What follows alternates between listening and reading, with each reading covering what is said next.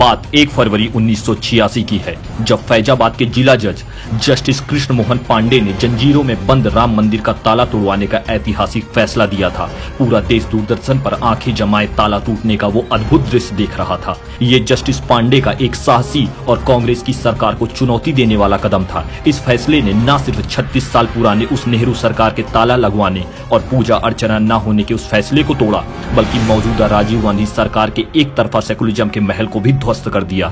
प्रदेश में भी हिंदू विरोधी मुलायम सिंह की सरकार थी। ये फैसला लेना आसान नहीं था, क्योंकि जस्टिस पांडे जानते थे कि रामलला की मूर्ति रखवाने के विवाद पर ही अयोध्या के ही डीएमके के नायर को अपनी नौकरी गंवानी पड़ी थी। पर शायद जस्टिस पांडे को रामलला के लिए ये भी मंजूर था। उन्होंने अपने फैसले में कहा कि मुझे नहीं लगता मुस्लिम समुदाय को हिंदू समाज द्वारा वहां पूजा अर्चना करने में आपत्ति होनी चाहिए। बात सही भी थी, पर इस बात से सीएम मुलायम सिंह को बहुत आपत्ति हो गई और मुलायम सिंह यादव ने जस्टिस पांडे, जो अपनी सीनियरिटी और मेरिट की वजह से हाईकोर्ट के लिए प्रमोट होने वाले थे, उनका प्रमोशन रुकवा दिया।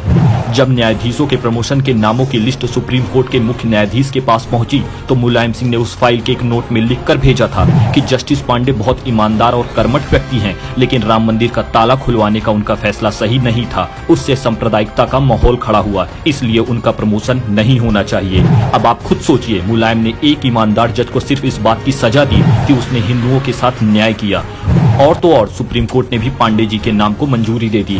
पर मुलायम के लिखे उस नोट को देखते हुए कांग्रेस की केंद्र सरकार ने उनका नाम रोक दिया। ये था सपा और कांग्रेस का सेकुलरिज्म, जिसने एक ईमानदार राम भक्त जज और हिंदू समाज की भावनाओं के लिए कोई जगह नहीं थी। लेकिन भाजपा और विश्व हिंदू परिषद ने कोर्ट में जस्टिस पांडे के हक की लड़ाई लड़ी। सरकार बदली और सियासत की हवा बदली तो सुब्रमण्यम स्वामी कानून मंत्री बने। उन्होंने 1991 में पांडे जी को इलाहाबाद हाईकोर्ट का जज नियुक्त किया। तो दोस्तों, कहानी का सार बस इतना सा है कि भाजपा तब भी राम भक्तों के साथ थी और आज भी है, लेकिन सपा कांग्रेस तब भी हिंदुओं और रामलला के विरोध में थे और आज भी है। आगे की कहानी अगले भाग में।